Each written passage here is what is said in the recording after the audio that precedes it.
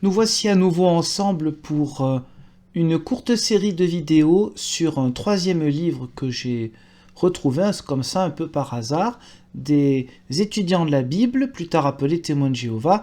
Ce livre s'intitule Délivrance. Il est sorti en 1926, écrit par monsieur Rutherford, qui est le deuxième président des étudiants de la Bible, mouvement qui plus tard s'appellera Témoins de Jéhovah. Première vidéo sur le thème des questions orientées. Alors attention, toute ressemblance avec une manière de faire actuellement, en 2021 et plus tard, serait tout à fait fortuite. Dès le départ, dès la première page du livre Délivrance, voici quelques questions. Pourquoi y a-t-il tant de détresse et de perplexité dans le monde ? Pourquoi les nations se préparent-elles si fiévreusement à la guerre ? Petite pause.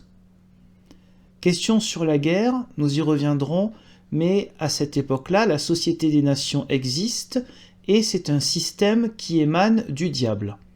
Donc quand il y a des gens qui essayent de faire leur possible pour éviter une autre guerre, nous sommes en 26, pour éviter une autre guerre, c'est le diable.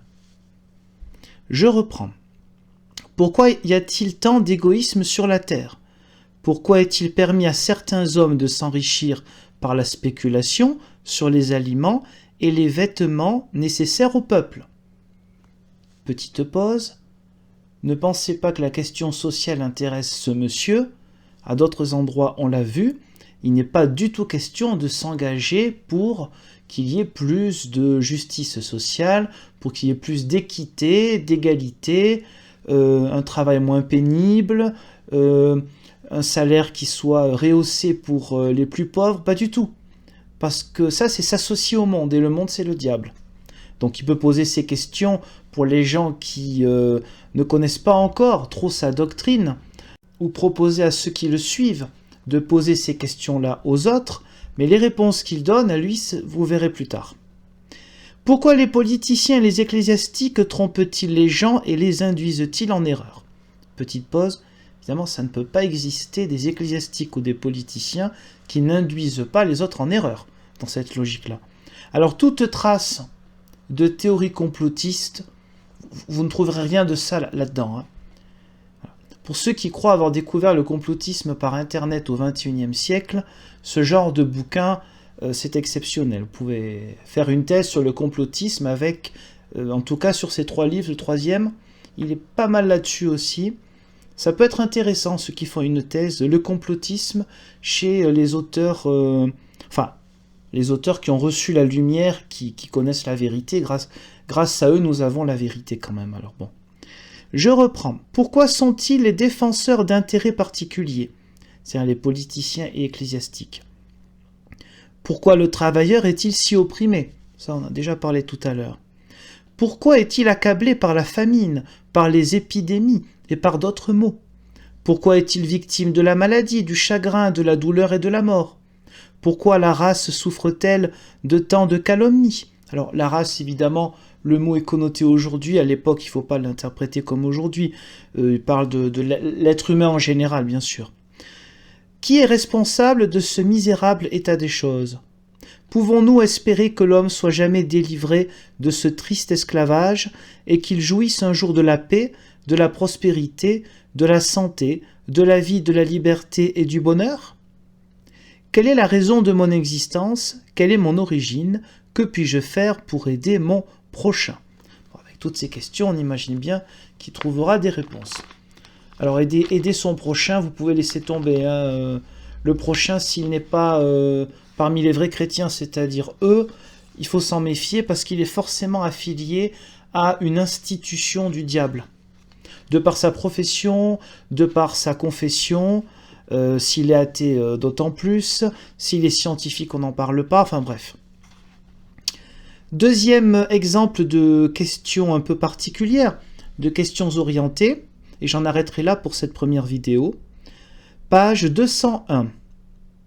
Un prêtre ou un pasteur d'une dénomination religieuse ne peut-il pas inviter un pécheur à participer au royaume de Dieu et alors le choisir dans ce but, aucun ecclésiastique ne possède un tel pouvoir ou une telle autorité. Donc d'abord, on pose une question qui ne sert à rien. Il pose une question qui ne sert à rien puisqu'il demande si quelqu'un peut faire ce qu'il ne peut pas faire, puisqu'aucun ecclésiastique ne possède un tel pouvoir. Donc il pose une question à qui?